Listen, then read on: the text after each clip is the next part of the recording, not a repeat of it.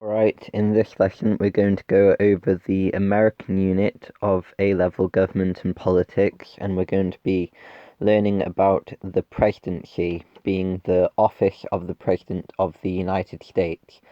It takes a while to cover it all, so I'll split this into two separate lessons where we'll go over 5 slides in each.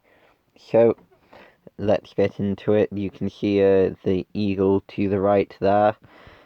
You can see the Latin at the top, E pluribus unum, and a thing not many people know is in times of peace, the eagle's head faces to the left, to the olive branch, to signify that America is not at war, and when America goes to war, the eagle's head turns right to face the arrows to represent the fact that America has gone to war.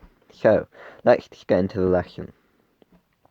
A basic overview of the cabinet. A quick note to remember for exams: if you are asked about the presidency, focus on the office rather than the individual. The cabinet advises the president. America has no shadow cabinet like the British government does. Obviously, currently the Conservatives are in office and the Labour Party hold the shadow government. The cabinet consists of representatives, the president's friends, and university professors or mayors. So they're basically whoever the president wants to be in his cabinet. It's not strictly necessary. Some presidents appoint cabinet members from the opposite party. That's why I've included a picture of George Washington to the right, because famously he had both the leader of the Democratic Republican Party, Thomas Jefferson, and the leader of the Federalist Party, Alexander Hamilton, both within his cabinet. So if you're going to be talking about that in an exam, that's a brilliant example to use, and it's even better because it goes back to the Founding Fathers. So, the number of meetings per year vary from president to president. The cabinet facilitates debate, keeps up morale of the government, and monitors Congress. And it also exchanges information with the press. So if you've ever watched any program, I know it's British, but the one with the, I believe the 13th Doctor in it, his name eludes me at the moment.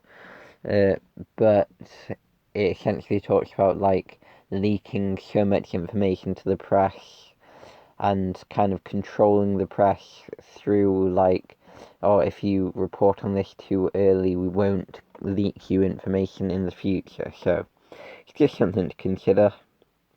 The president chairs the cabinet, and all of its power is vested in him, as the cabinet serves at the president's pleasure.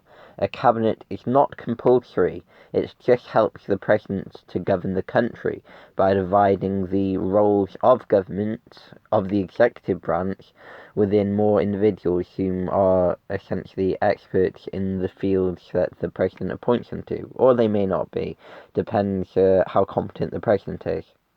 So the American executive branch comprises of the president, his vice president, the cabinet, and some other government agencies, typically those that exist in the White House. The roles of the president, these can be summed up with 5 main roles, and this is that the president is the head of state. So thinking about that Hobbesian Leviathan, he's in control, he's the sovereign, essentially, although he's democratically elected, and thus he's accountable to the electorate. He's the chief diplomat, because he sets the foreign policy. He's the chief legislator. He's commander-in-chief, so he controls the military. And he's the chief executive, because he is effectively in charge of the executive branch of government. So, the president and the vice president. The president is the most powerful diplomat, as he sets the tone of foreign policy, but he is subject to checks and balances domestically, namely through the free press, who will put a lot of pressure onto the president to do stuff like resign if he gets involved with any political intrigue. So, Obviously thinking about Bill Clinton there and his controversial escapades in the 1990s. So, he must have good oratory skills if he's to win debates, such as the infamous presidential debates in election season. The Founding Fathers wanted to make the president both head of state and head of the government, hence why Hail to the Chief is played at his entrance to an event. The fact that the vast majority of executive power is vested in the president spurned on quotes in some contemporary office holders, such as Harry Truman, who was famous for stating that the buck stops here. And that's a nice little quote to include in your exam if you want to remember that. So, the president is subject to a plethora of checks and balances, such as the fact that he must be acceptable to the 538 delegates in the Electoral College as a means to avoid being blocked from office by faithless electors.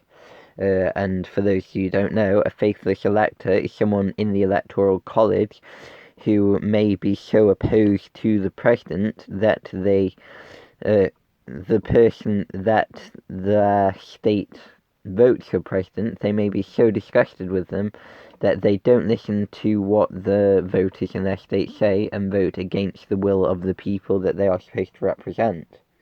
This is very rare, though.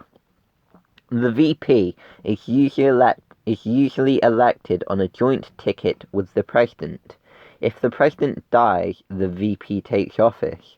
This can become an issue if an appointed vice president becomes the president, obviously because they have no legitimacy, as they have not been elected by the people, they've merely been appointed, so they're essentially just an oligarch. If a vice president is promoted, they appoint another vice president.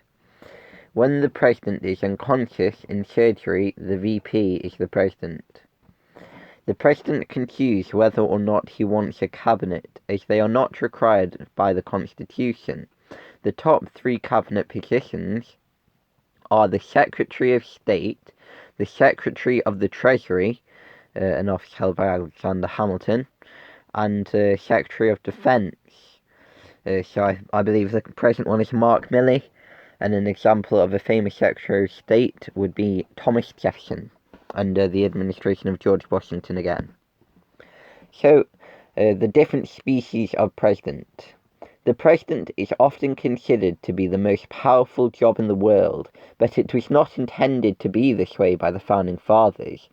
They initially intended him to be a persuader, not a commander, hence why different presidents have handled the job differently.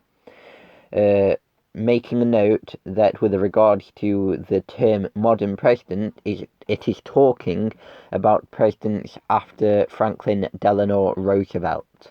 So you couldn't consider people like Hoover or Calvin Coolidge to be modern presidents, although they are within the same time frame as FDR.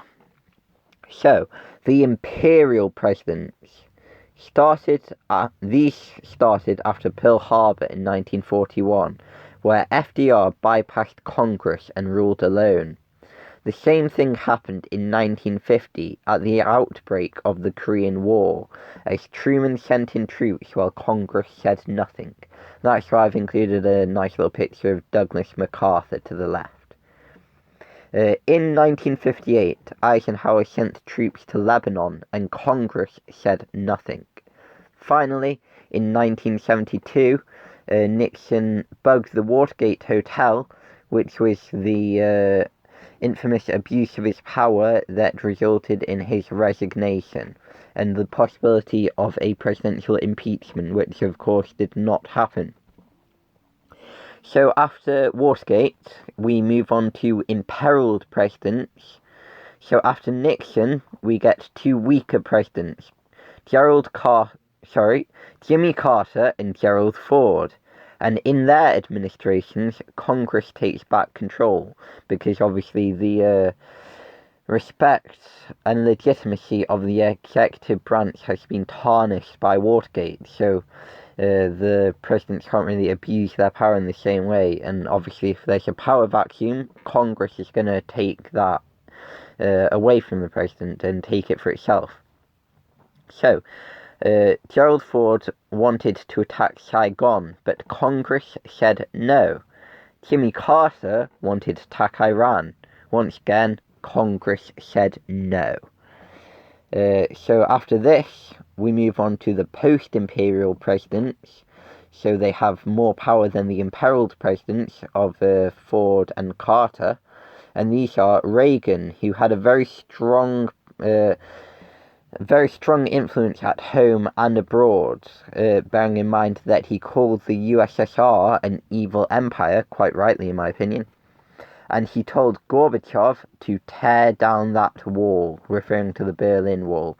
And obviously it worked, because the wall came down in 1989, November, I believe. Clinton also had immense domestic power, and George Bush became very powerful after 9/11. And I just put the Patriots Act there. It's a very important piece of legislation. People such as Bill Hicks and Alex Jones have discussed it at length. I can't really do it justice at the moment, so I'd recommend you have a look at that in your own time. Obama also had a great deal of domestic power, but he had little power abroad, bearing in mind that under the Obama administration in 2014, Russia was able to annex the Crimea, so the part of the Ukraine to the southeast.